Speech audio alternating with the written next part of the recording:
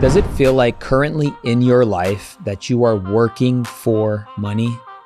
What if I told you you can actually trick yourself into actually making money work for you?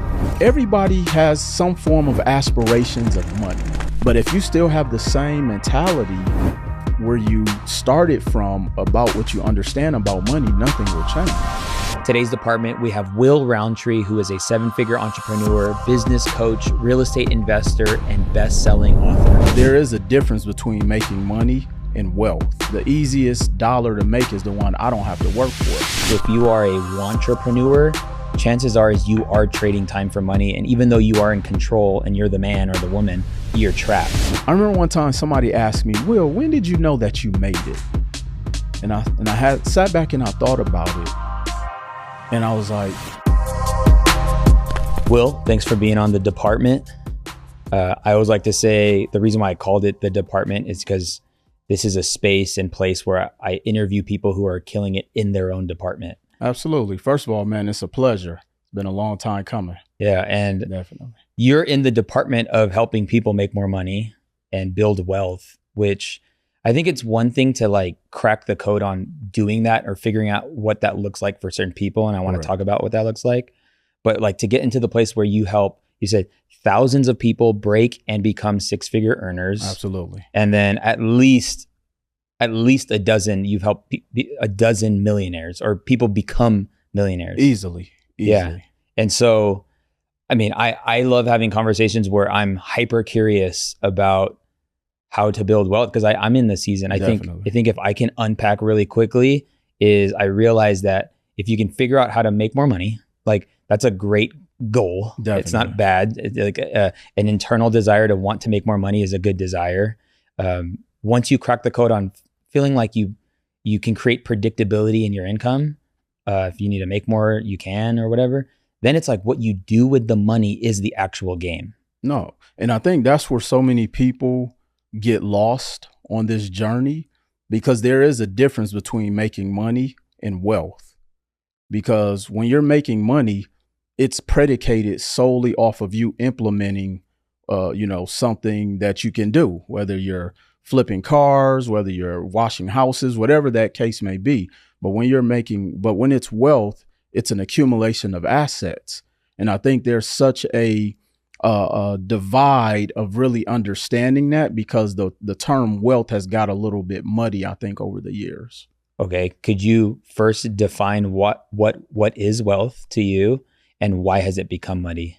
So I'll say, and I always say the layman's, it's an accumulation of assets, meaning if I go and buy something and it pays me over time without me putting in actual, man hours or trading time for dollars, that is wealth because it's also an asset that is going to appreciate, which in turn is going to continuously pay me money or have an appreciated value that I could sell at a higher amount, whether that's through real estate, whether that's through art. That's why, some people like exotic watches, exotic cars, and different things of that nature.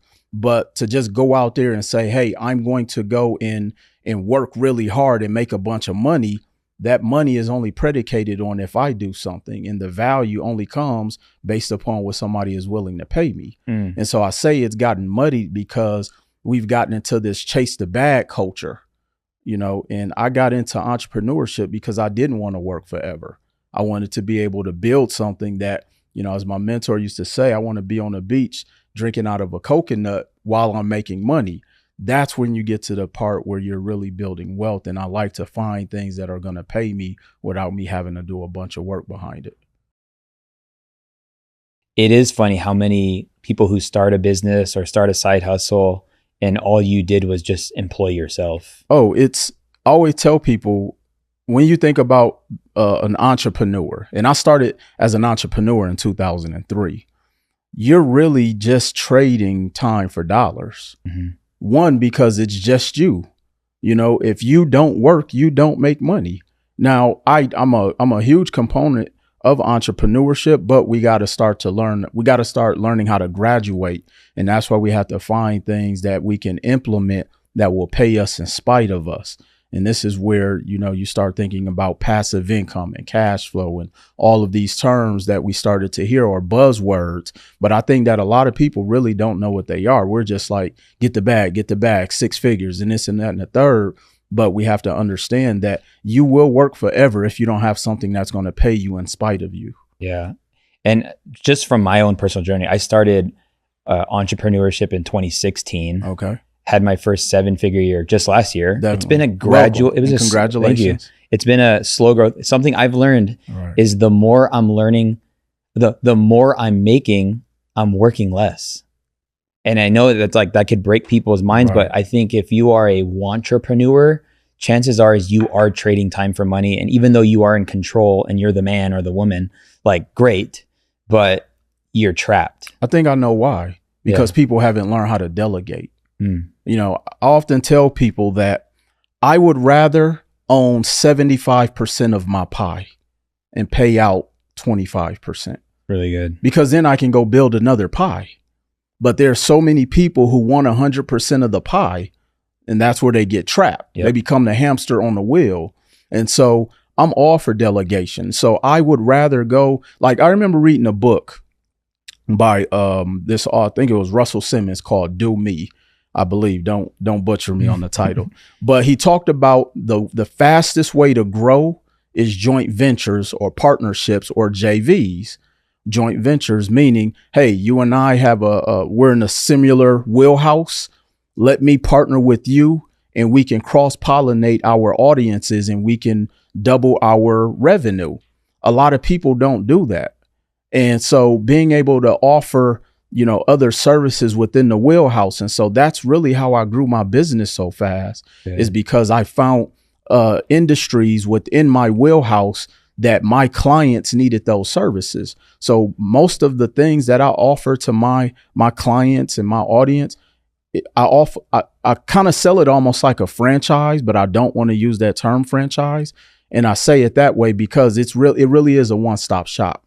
So when you come and work with me, when you're growing as an entrepreneur, as an investor, I have every single resource that you would need along the way without me having to, you know, exert the effort of me being that. And I think that's what so many entrepreneurs do. They want to be the marketer. They want to be the photographer. They want to be the spokesman. They want to be the cameraman. Like, they're trying to do everything because they don't want to pay a percentage of their pie out. And I'll gladly give a percent away because the easiest dollar to make is the one I don't have to work for. So if I know you're good at something within my wheelhouse, I'd rather relinquish that to you and we bust that down, because now I can go and focus and create a whole nother, you know, revenue stream and bring somebody in to delegate that too. Really good. And really, I mean, it is hard to separate yourself from like the 5 senses, because you can feel the money you're making. Definitely. It's tangible. And like, you tap into creativity when you see money being made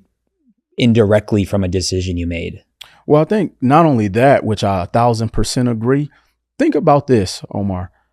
A lot of people, this is their first time where they've really made money. You know, if you had to think about, what do you think the average dollar amount that most people have probably touched? Like most people, dollar amount? Wait, I mean, like $1,000, $10,000. Exactly. Yeah. So could you imagine you starting a business and then 1 month you make 10 grand? You get addicted to that. Yeah, it breaks beliefs. It's like, what just happened? You get addicted to that feeling. And so now, you know, your ideology is, oh, I need to work harder. And so this whole chase the bag culture started. And I'm like, no, I'd rather build the bank than chase the bag, because you got to take the bags to the bank. And so I just, like you say, you start to learn how to work less but make more money. And I think that is really hard for people because of how we've been conditioned to work hard. And it goes against everything that we've been taught growing up. Yeah, I think it's very important that when you hear a person preach the message of work hard, that you understand the context it's coming from. And it could come from a wrong context, which is like, you need to sweat. You need to like put in late hours, because I believe we're in hard work and in doing good work, but I also believe in smart work. Let's work hard on smart things, so that it does create more ease for us to be more creative. Right. But that's how I hit, dude. Like, if I can attribute, because you're talking about I don't even want to call it the cost of business, because I think like you can't escape the idea that like there are some things you're going to have to buy, whether that's software or hard tools and supplies and things like that to make money. I mean, I got a space, but it really, it isn't the cost. It's the open door. Like I always want to make sure like when I'm going to the next level that it's not going to cost me anything. Right. It's actually an investment. And so the $1.2 million a year we had, it technically costed about $300,000, but I'll trade at 300 for $1 million any day. And this is what I tell people: there's a cost of admission for success. And when we talked a little bit about this off camera, I'm big in understanding math, even though I flunked algebra twice. Yeah. my teacher told me I wouldn't amount to anything, but I reverse engineer everything. If I know I can make a 1.2 million and it's going to cost me 300, my job is how fast can I get the 300,000 to go and deploy? Mm-hmm. And that's where so many people make a mistake at. They're like, oh, let me work harder. Let me go to more networking events. Let me post more free ads. You have to invest, because there are going to be things that you're going to have to pay just to unlock to get to that next step or that next level. So I can remember there was a time where, I made an investment into this particular community, and it was a community that you join to learn how to, what your ads and different things of that nature. And it's not that I didn't know how to do this, because I had been doing ads for several years, but I also understood the fundamental strategy of why I made that investment. It was the access I wanted. Mm-hmm. No different than a country club. Right. People pay for country club memberships for the access, because there's somebody in there who can be the connector to your next investor, your next big deal, your next big opening. And so that's how I tricked myself into looking at it, is that anytime I make an investment into something, the investment may not come directly from Omar, but you may unlock the doors to somebody who I need to get access to.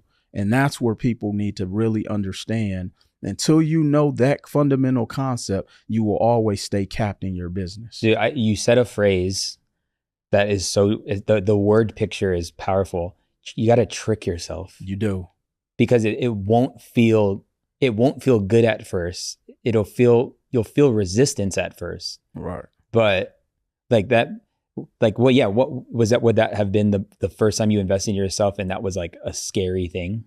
Or absolutely. Yeah. I'll tell you the very first major investment I made that wasn't tangible.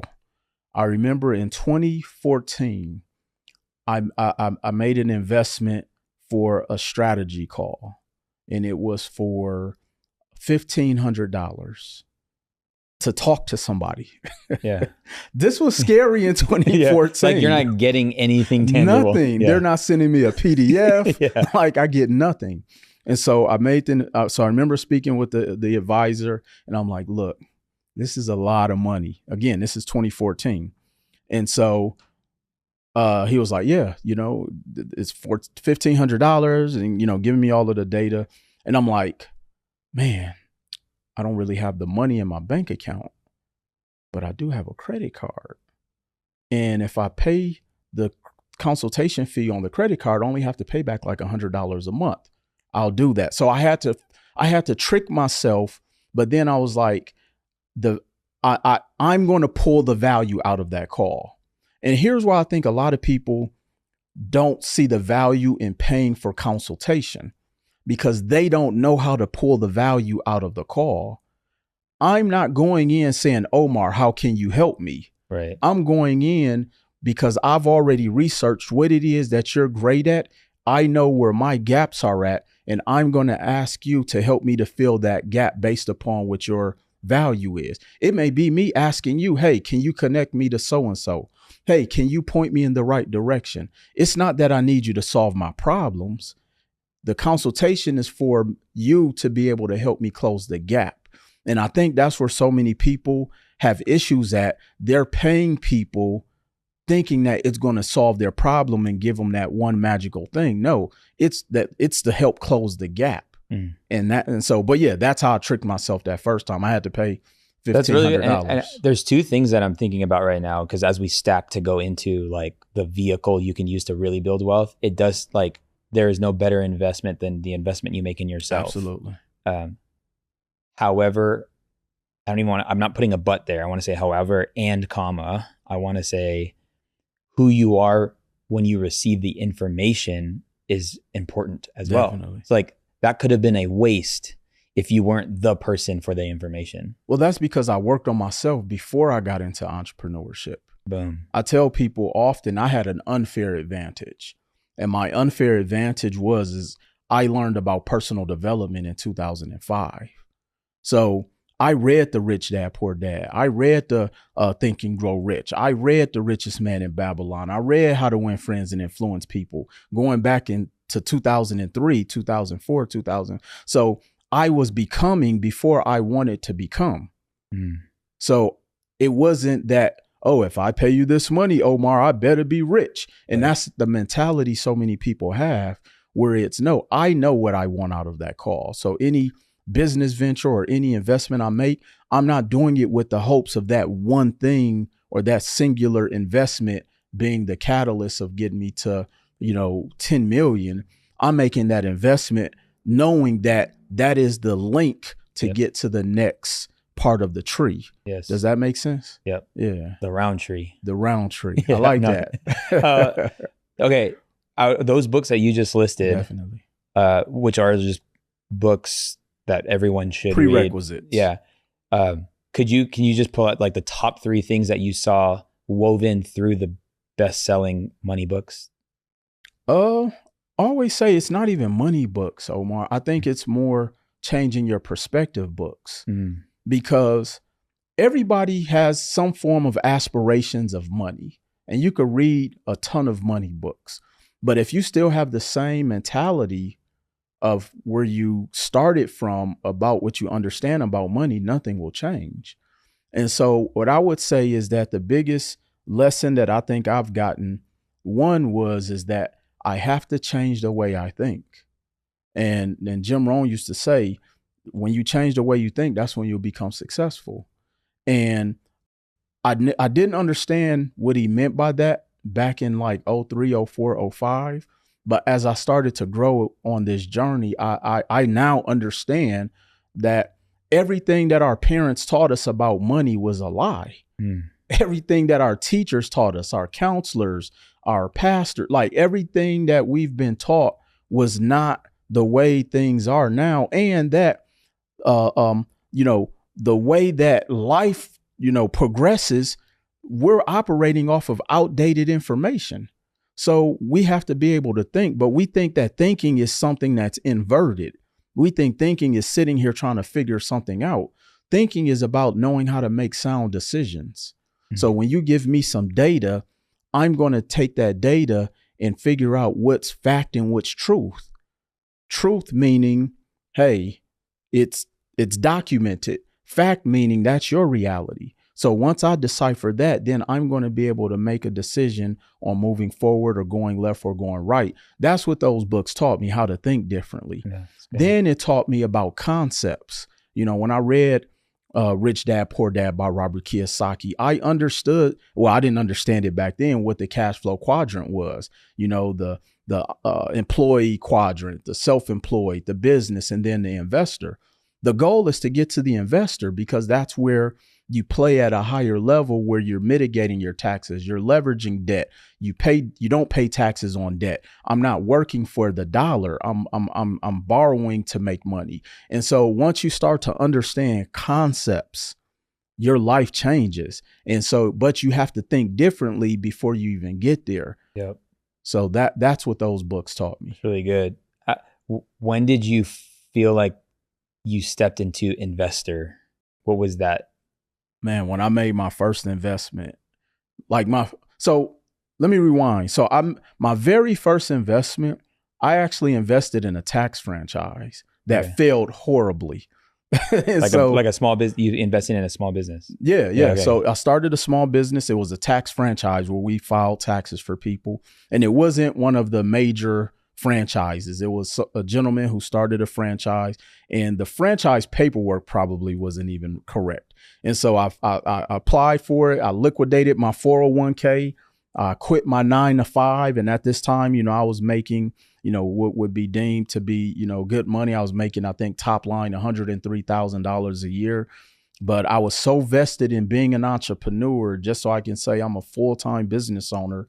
I quit, started my tax franchise, and it failed horribly. But it wasn't because I didn't know what I was doing.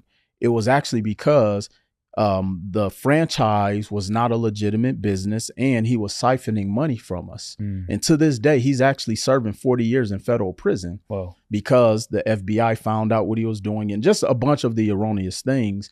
But I lost everything. This was the second time I was, close to being homeless, which, moving to Las Vegas, I actually moved out here and I became homeless. But a lot of people, that would have taken them out, because at the time, I had a family, kids, mortgage. I had every bill you could think of.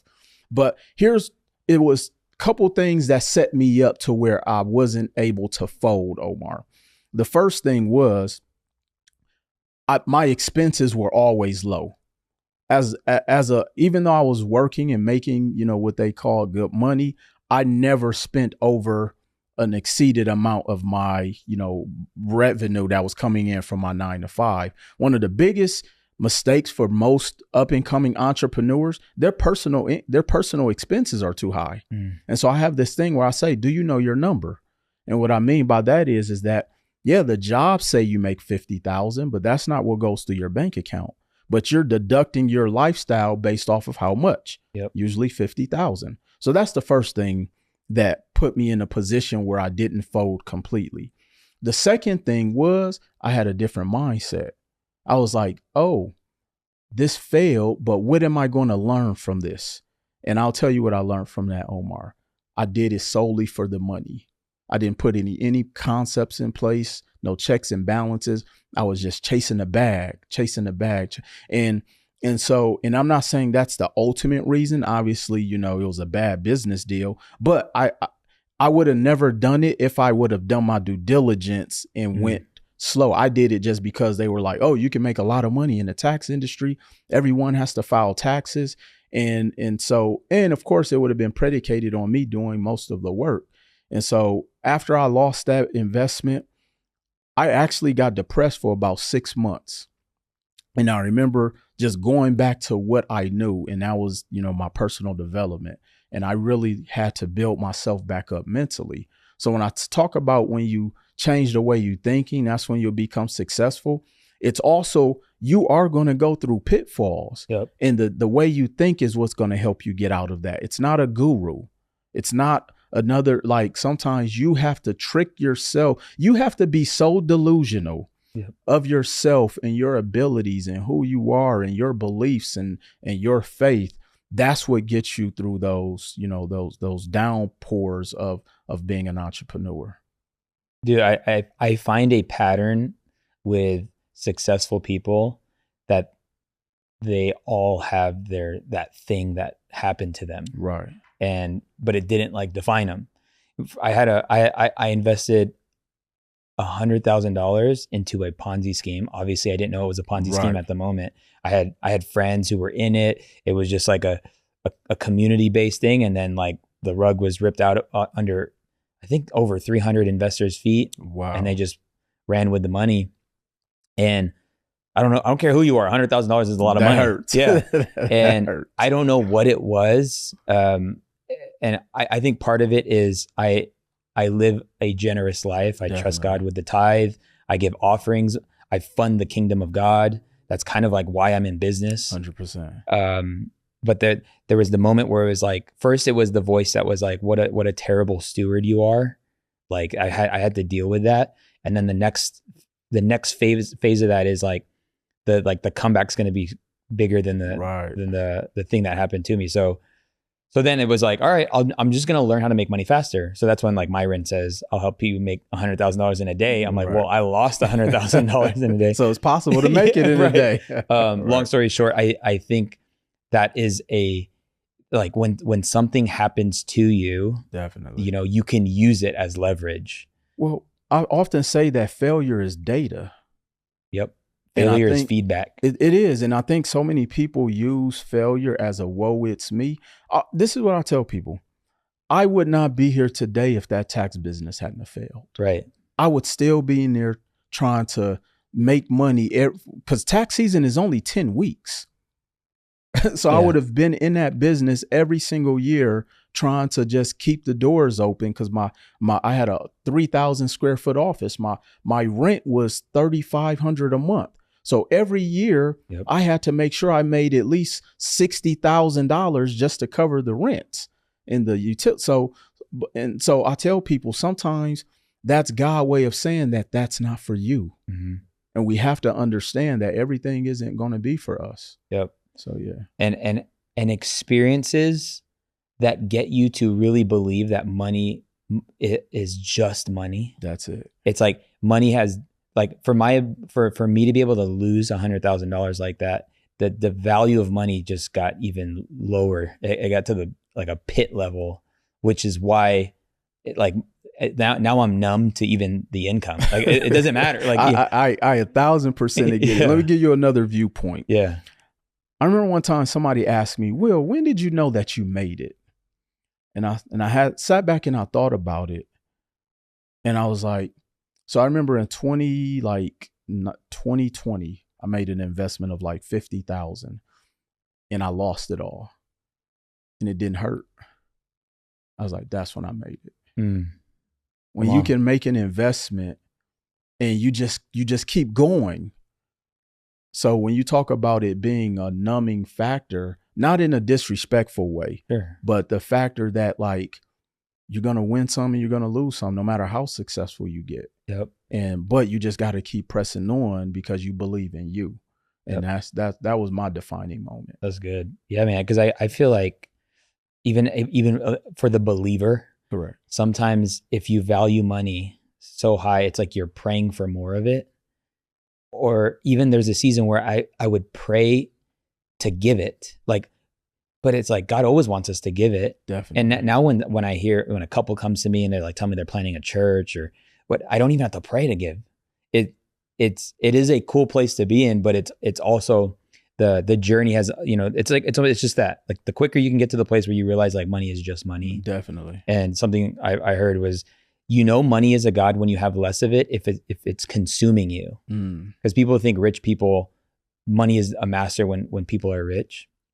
But it's like, no, money's a master when you don't have it. Yeah. Because then you're controlled by the lack of it. You do everything you can to jeopardize your integrity to make it. Right. And yeah. Good. So I want to back up a little bit because you talked about how delegation in the season of earning is imperative. Absolutely.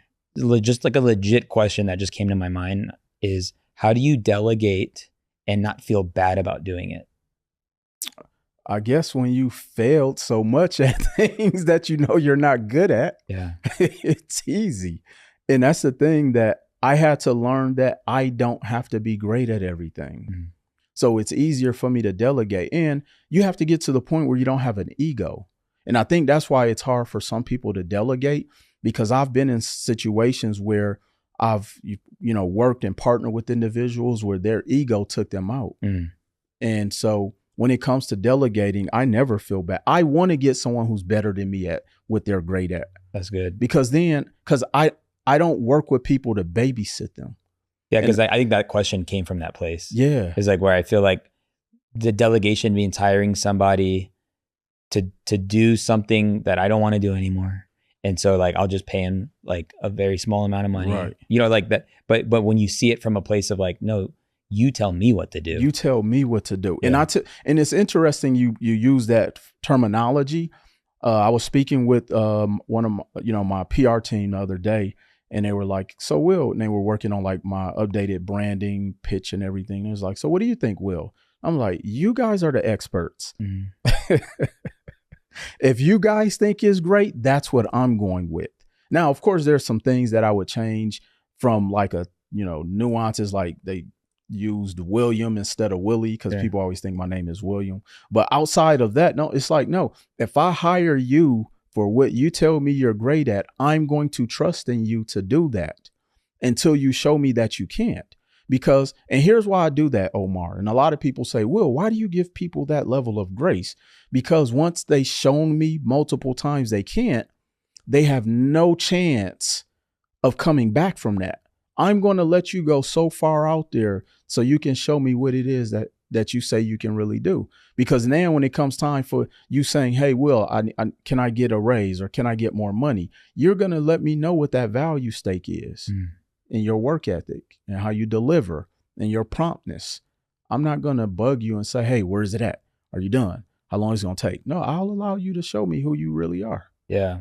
You know, it's a pattern that I see in my journey is I'm very obsessive about my craft. Definitely. I'm good at what I do, not because I'm necessarily gifted, but because I worked on it. Definitely. And I just feel like I get the short end of the stick with other people because they're not great at what they do. You're going to get that a lot though. Yeah. I just don't, I have to let like the disappointment of that, like not be, you know, I don't know. It's just something, but I just want to encourage, like, get really good. Like if you're charging people money for your services, like just be good at what you do. Get great at it because people will pay you a lot of money. Yes. And that's the thing I tell people. I'm saying, you want to make a lot of money, get great at what you're great at. Yep.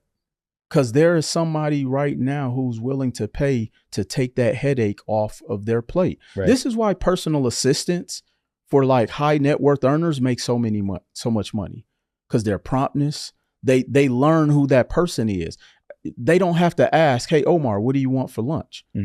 Before you wrap up, the lunch is ready by the time this taping is over. You have to get that great at what it is that you say that you're presenting to the world or your offer or your service. And people will pay you a very, large lump sum of money to handle a a convenience for them. People pay for convenience all the time.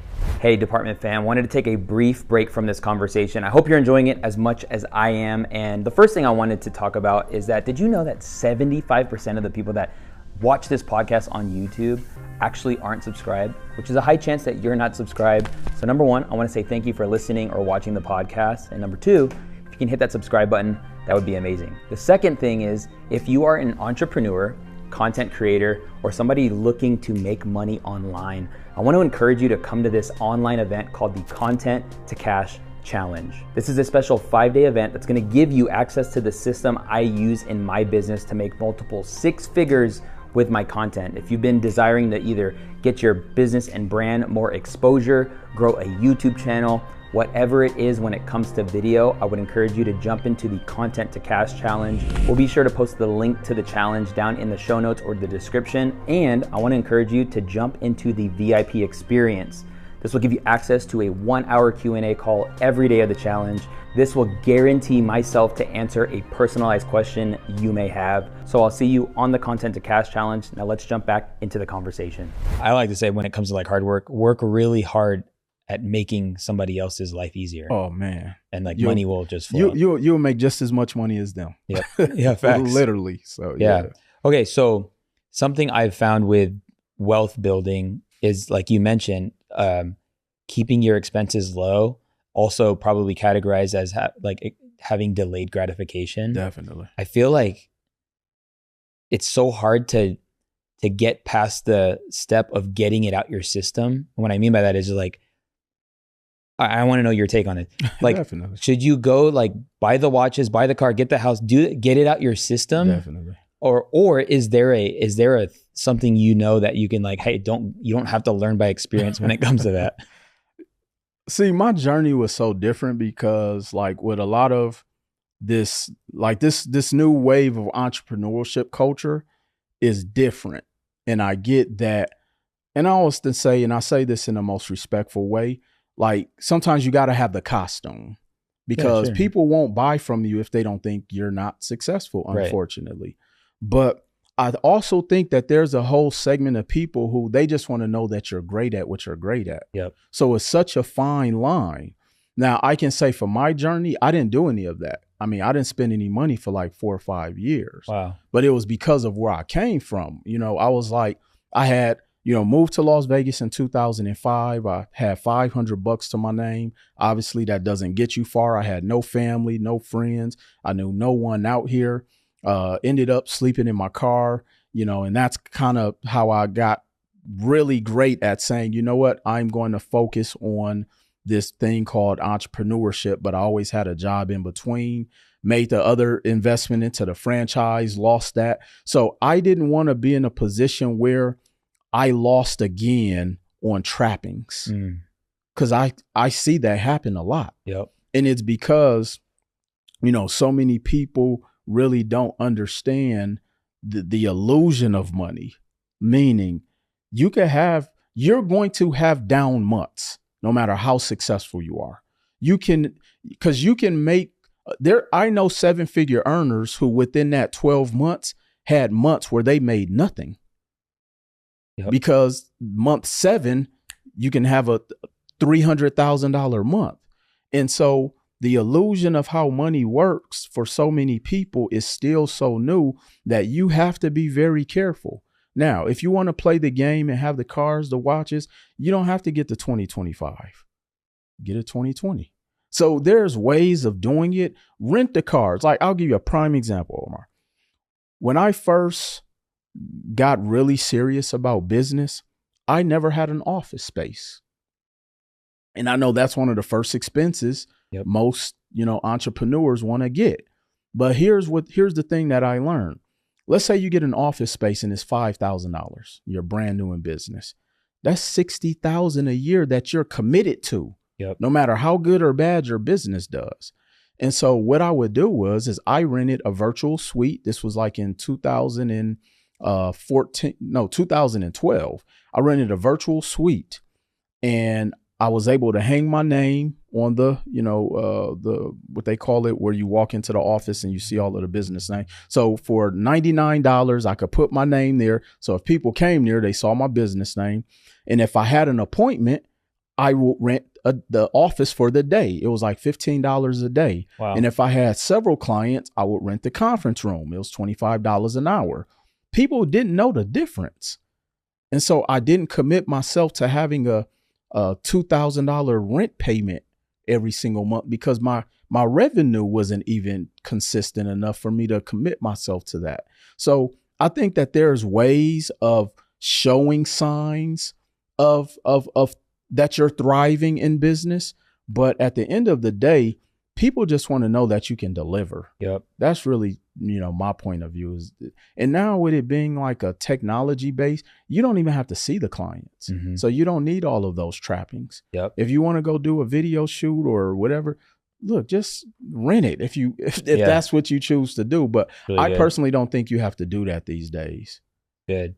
So you have used the money you've made in business to build real estate portfolios.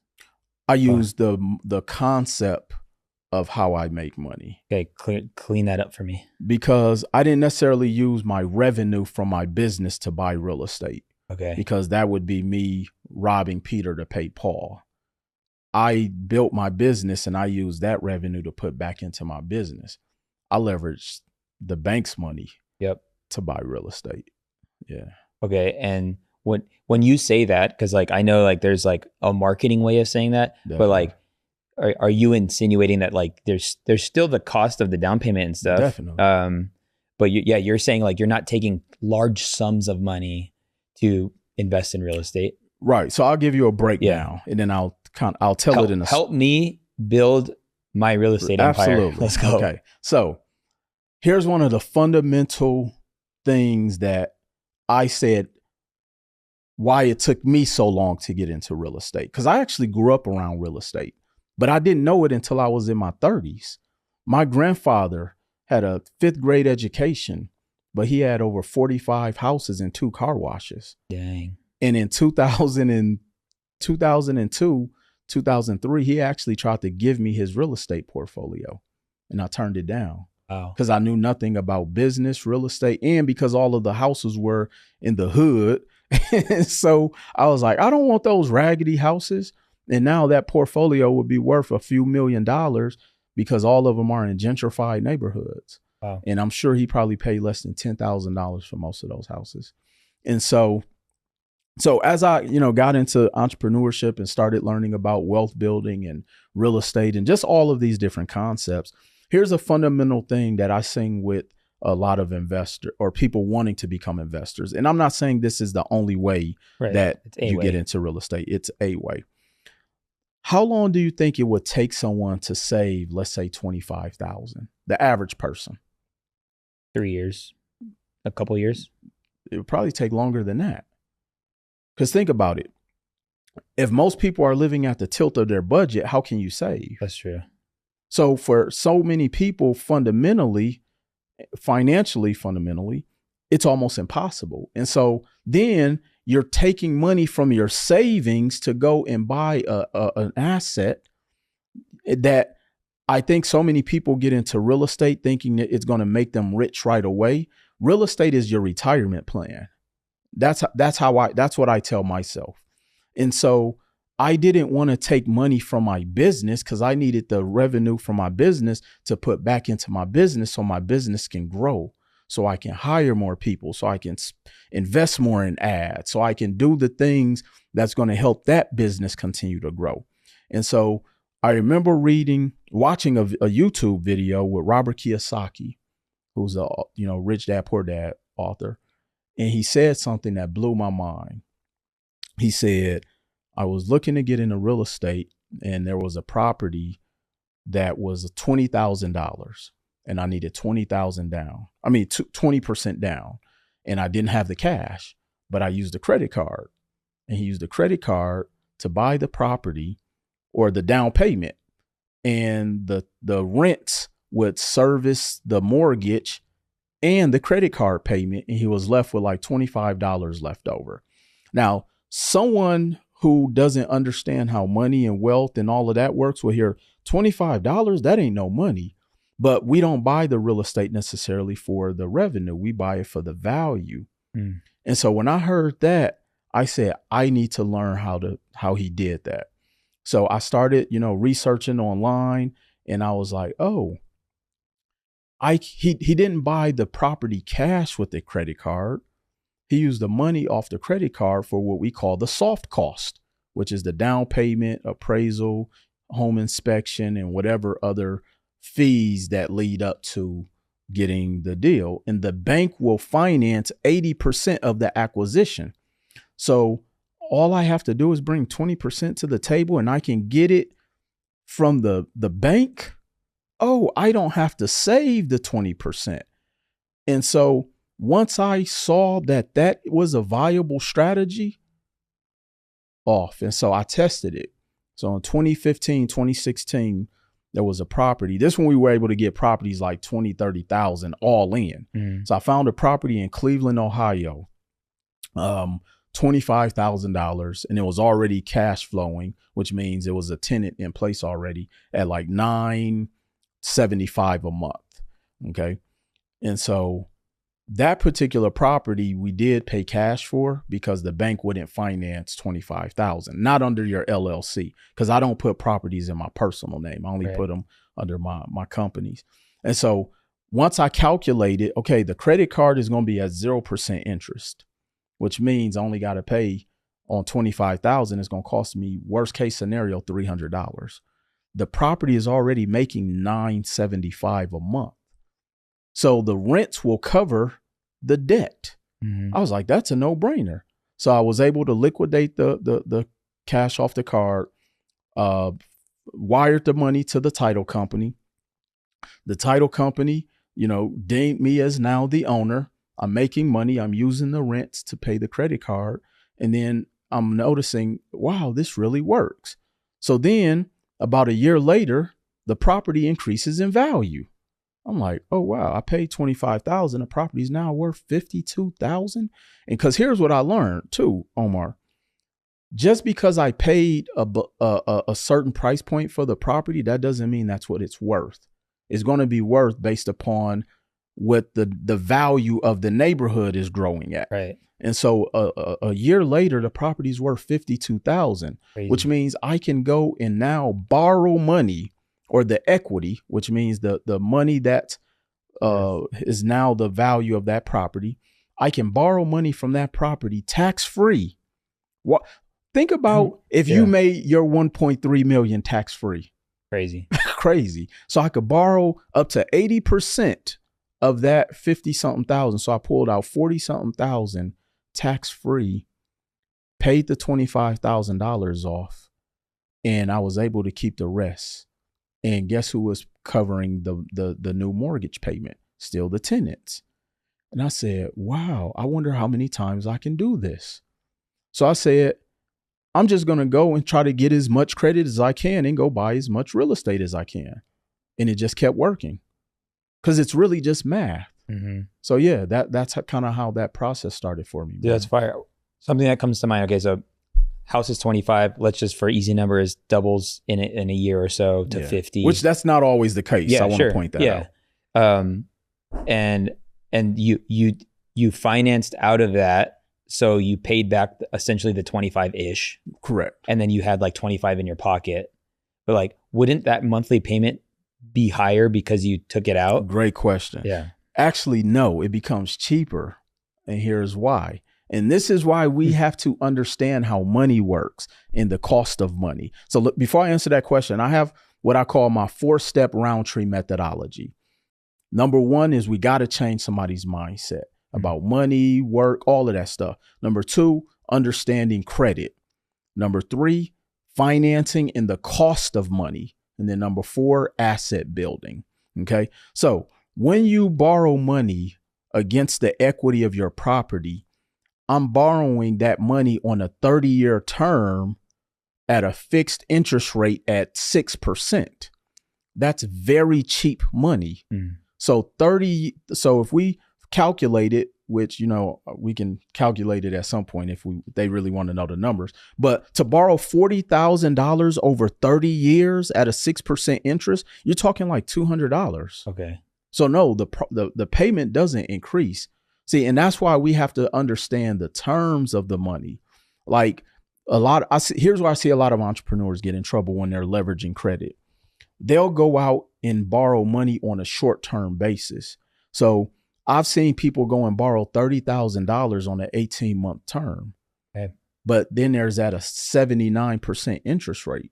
So you're looking at a $15,000 a month payment. And my numbers are completely off. I'm just giving an example of some scenarios I've seen versus borrowing 30, 40, 50,000 on a 30-year term at a 6% interest rate. You're looking at a $200 to $300 payment.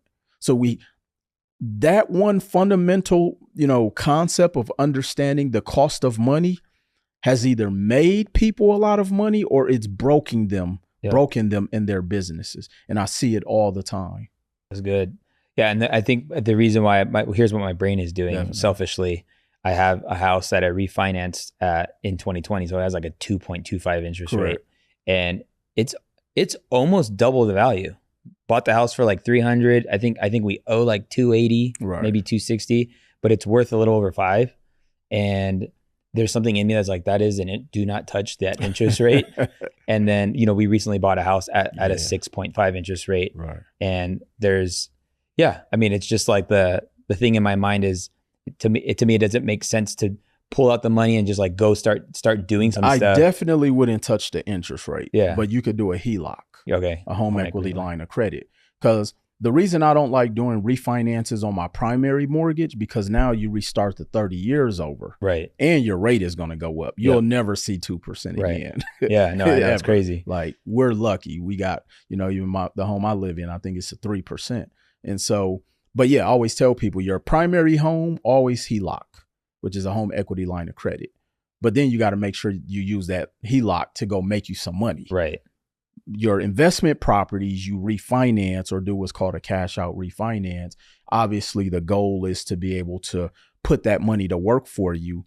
But it also, you also can keep some. And I have this thing, Omar, where I say the $1 million real estate portfolio goal. And let me share that with you real quickly. So I always tell people the goal is to build $1 million in real estate assets. Okay. So when you think about going to college, someone who goes to college is going to take them, average 4 years, maybe 10, depending on the level of degree. And here's where I came up with this concept. Per the Department of Education, the average lifetime earnings for someone with a bachelor's degree, and my numbers may be a little bit off, but they can go to the Department of Education to look this up.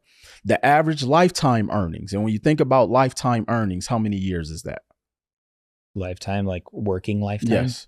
I don't know, like 40 years. 40 years. The average lifetime earnings of someone with a bachelor's degree is 1.6 million. Dang. And when you break that down, it sounds like a lot. That's like $40,000 a year. Right. So now imagine if you built a real estate portfolio over 4 to 6 years and built $1 million real estate portfolio, meaning you have $1 million in assets, whether you bought 10 properties at $100,000 a piece, 2 properties at $500,000, whatever the case may be. And at year 10, there's at least $500,000 of equity in there. Okay. Here's what you can do. You can pull out $500,000 tax free, because you don't have to pull out the whole 80%. You can pull out 50% of the loan to value ratio. Mm-hmm. So let's say you put out $500,000. Do you know how much $500,000 will cost you over 30 years? And I'm going to take worst case scenario, 9% interest. Or a little bit. If you have to take a guess. $500,000 at 9%? 9% over 30 years. 30 years. And I'm not looking for you to get maybe it right. $5,000 a month? Pretty close. It's about $4,300 to $4,700 a month. Now think about that. That's very cheap money. Yeah. Now, here's why I break this down. Do you think that most people's expenses are more or less than about $4,300 a month? Probably a little more. Probably a little more. So here's what I tell people we're going to do. So we're going to take that $500,000 and we're going to use a portion of that to pay off all your personal living expenses. So let's just say for yourself, your mortgage on the first property and everything else, let's say it's $300,000. Mm-hmm. Okay. So now you still have $200,000 left. You're going to take $100,000, go buy more real estate, because $100,000 will get you, will give you $500,000 in purchasing power. And then you and your family, you're going to keep $100,000, going to blow it, do whatever you want with it.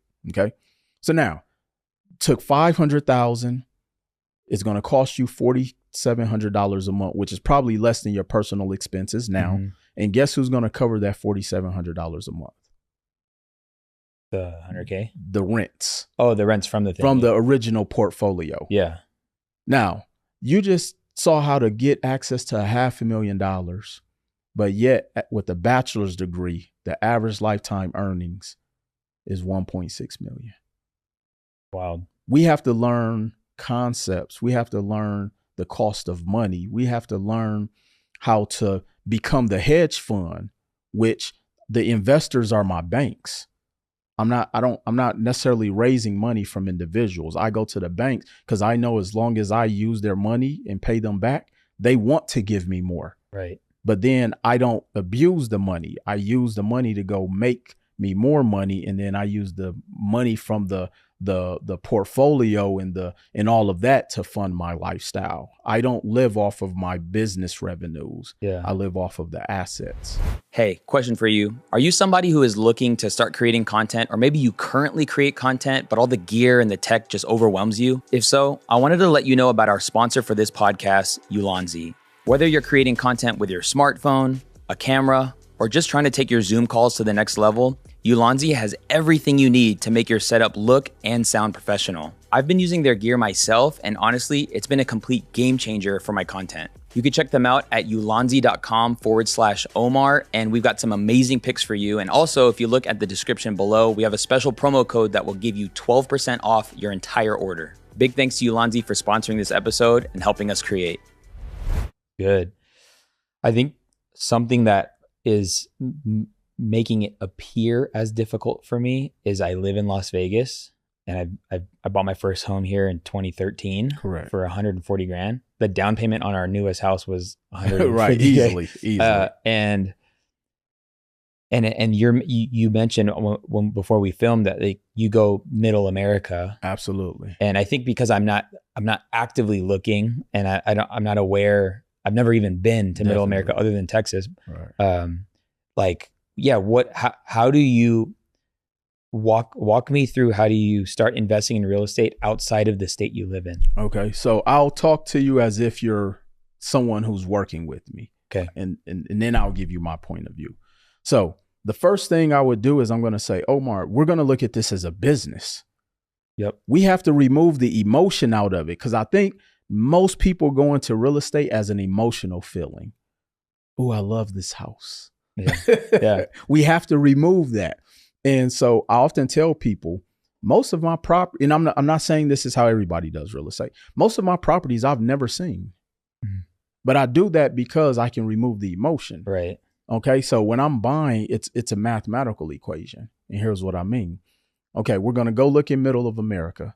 And I usually tell people, and there's some people who are against this strategy, but I tell people, look, you got to find the strategy that works for you, you know? And so this strategy worked for me.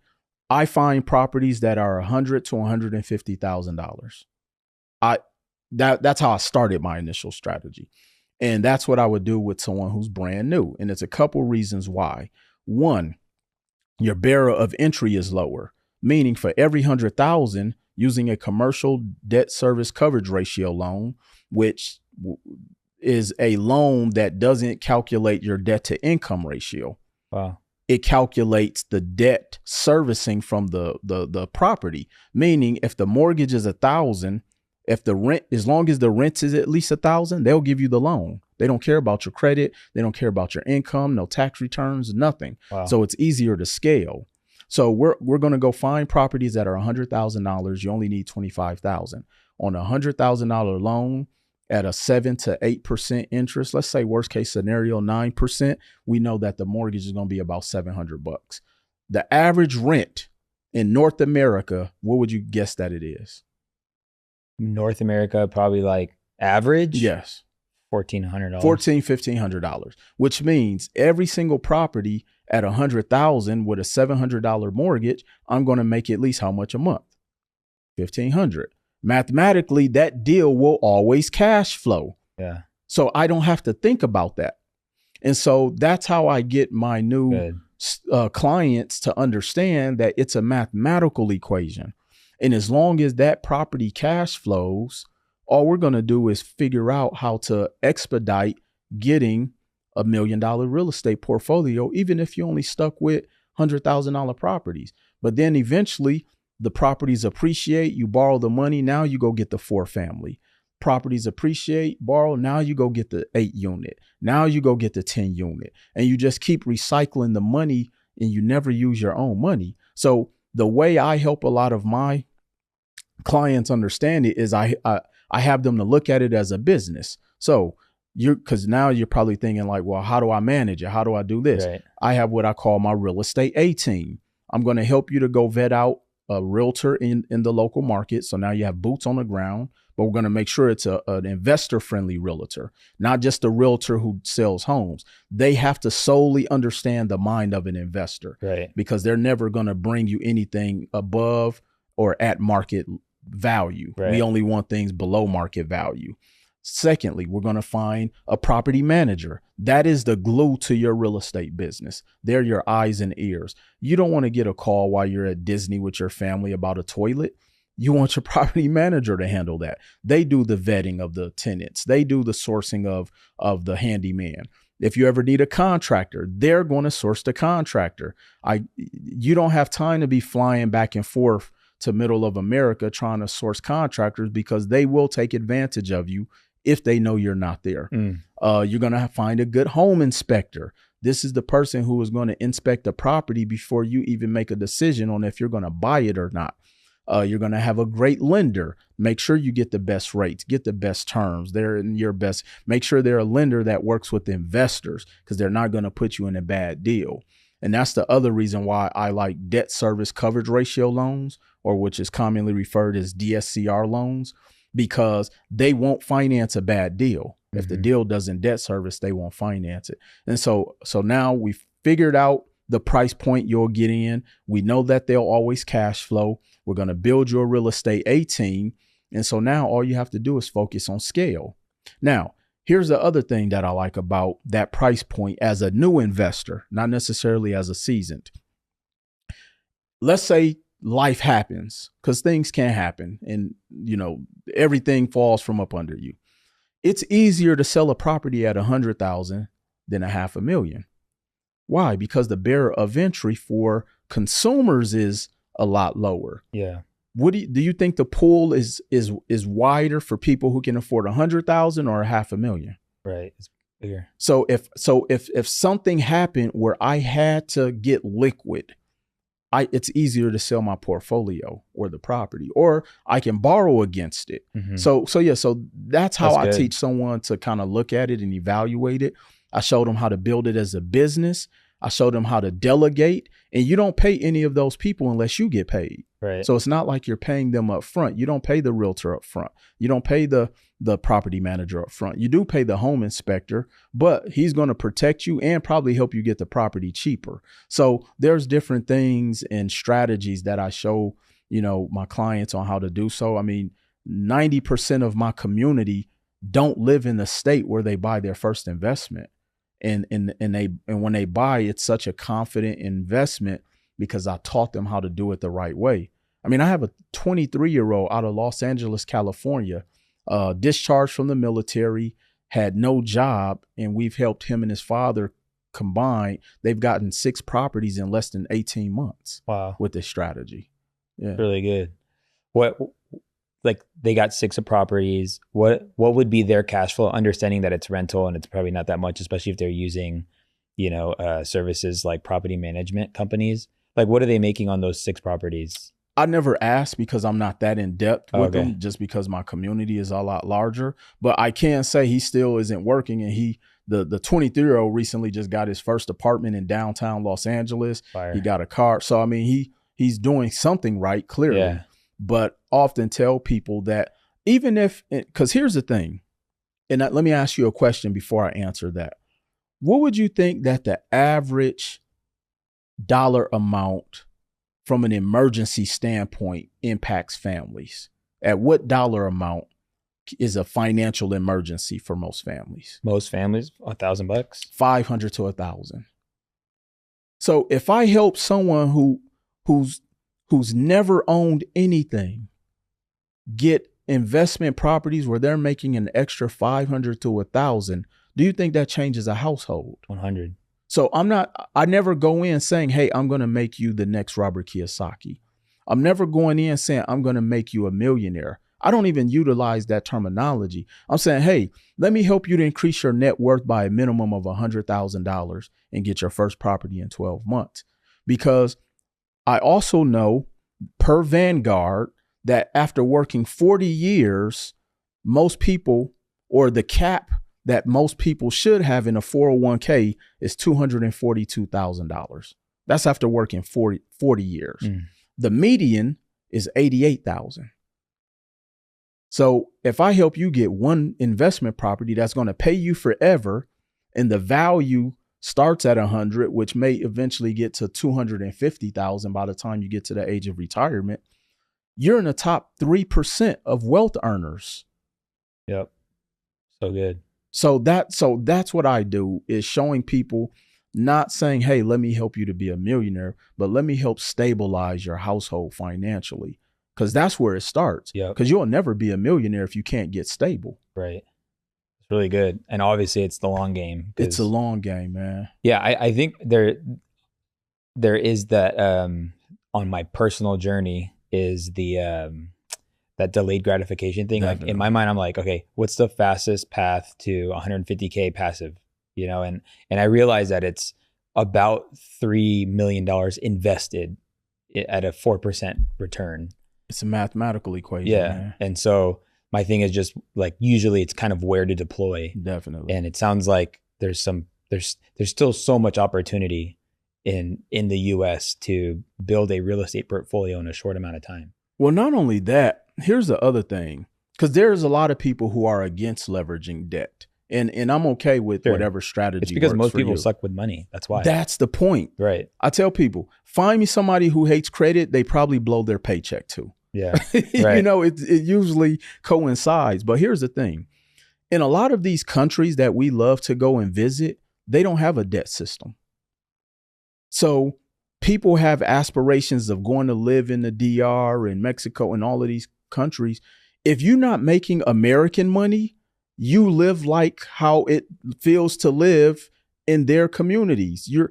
It doesn't stretch. You can't leverage credit or debt out there if you're a citizen of those countries. And so I tell people, as long as, and I think I heard, several huge real estate, people like the Grant Cardones and the Robert Kidd, like, I'll borrow $3 million because I know I can deploy it and put it out there, and it's going to make me, $40,000-$50,000 a month. Yep. And as long as it services the debt without me having to work, that portfolio or that investment I'm buying is always going to constantly appreciate.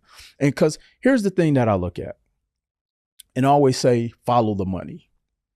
What are all of the major commercial investment firms doing right now? They're buying up real estate. Right. Why? Because that's the commodity of North America. Why do you think they'll never let the housing market crash? That's what holds up our economy. Why are banks in position to finance mortgages? What is one of banks' biggest assets? Real estate. That's why they will always lend money to me or you or whoever when they own real estate assets.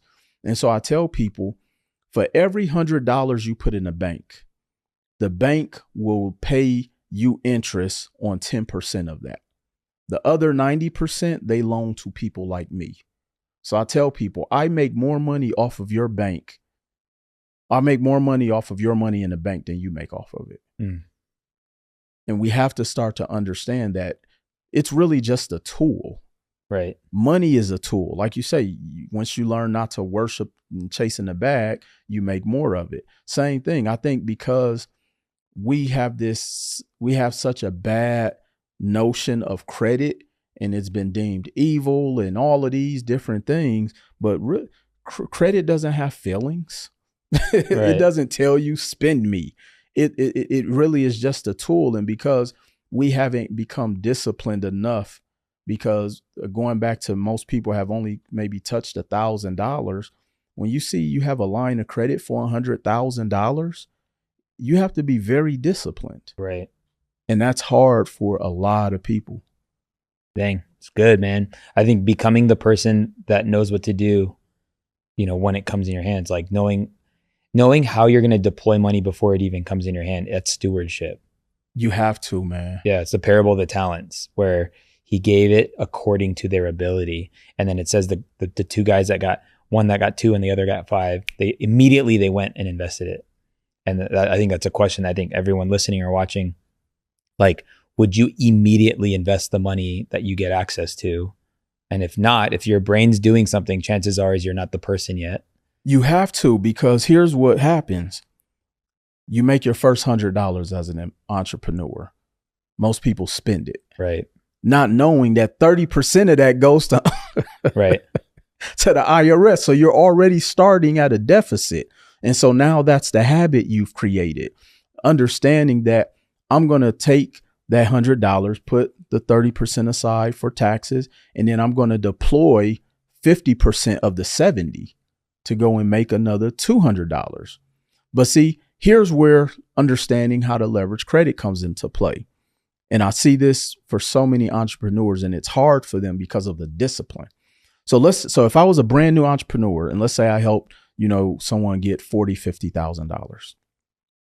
And as a business, you have to advertise, you got to market, you got a brand. And so a starting budget may cost you $3,000 a month. Mm-hmm.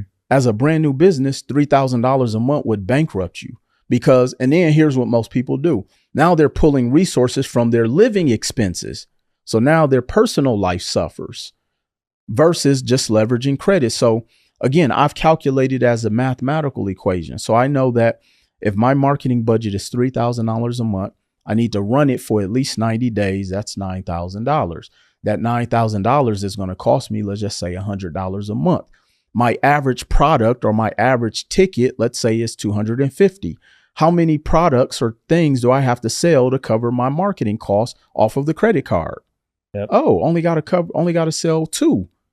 So let me just get good at that and not focus on having to save up to build for a marketing budget. And so once we start to learn how to reverse engineer and learn how to deploy the credit, now you can take being on a shoestring budget or pulling resources from your personal family. And that's why a lot of the times when I consult couples, that's usually their biggest fight as entrepreneurs, because one spouse has, liquidated the entire savings trying to run this business.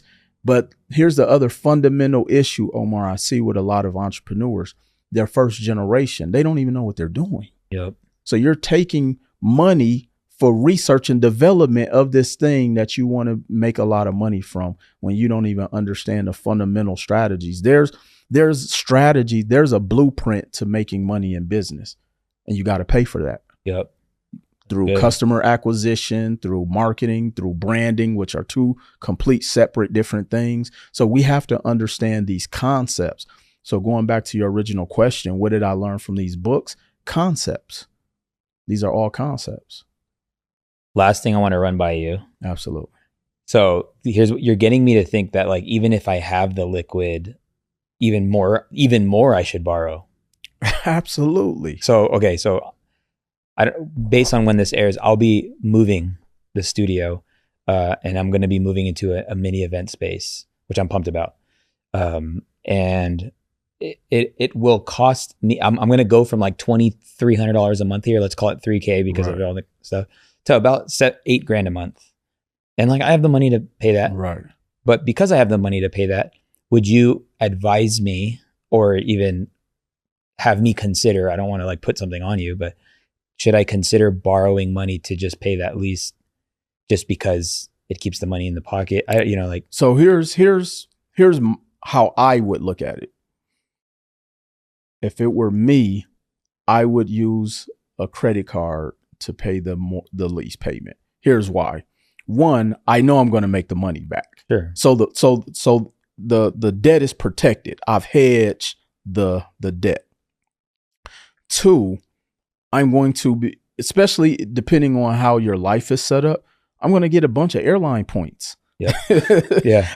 So I'm going to benefit from spending, over $100,000 a year on my rental space. And I've already know how much it's going to make me. Right. So of course I deploy my debt, and I use that term purposely, knowing what it's going to make me.